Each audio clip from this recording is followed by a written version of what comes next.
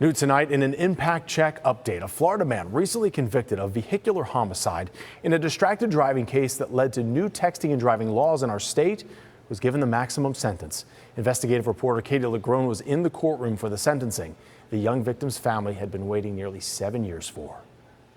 He'll be sentenced to 5 years in the Florida Department of Corrections, each consecutive to the 15, for a total sentence of 30 years. 30 years. That's how long 40-year-old Gregory Andriotis will spend in prison for a deadly crash he caused after using his cell phone behind the wheel. The judge calling his actions a conscious disregard for life. The bottom line is there is a penalty that must be paid.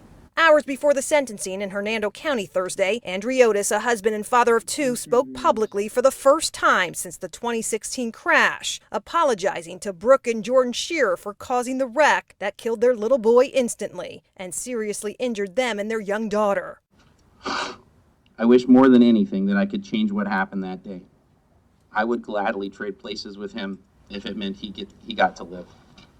Logan Scherer was just 9 years old when Andriotis slammed into the back of the family's SUV while they were parked in traffic on I-75 near Brooksville. Investigators determined Andriotis was going nearly 80 miles per hour before impact, the force pushing 6 cars some 76 feet. Logan deserved to live a full life.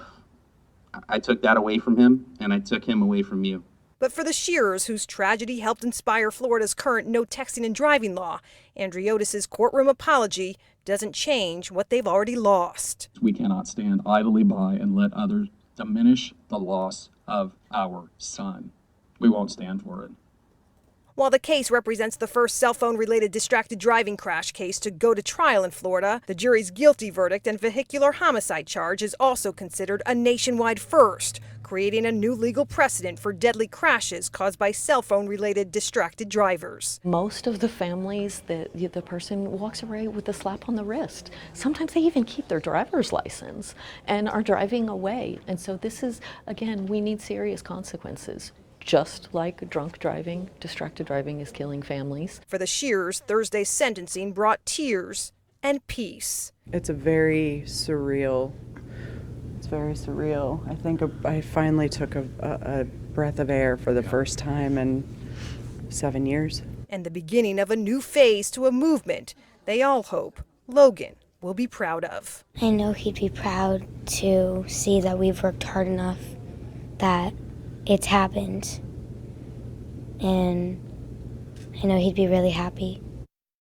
And that 30-year maximum sentence includes 15 years for Logan's death and 5 years for 3 counts of reckless driving after Logan's mom, dad, and his younger sister all sustained serious injuries in the crash.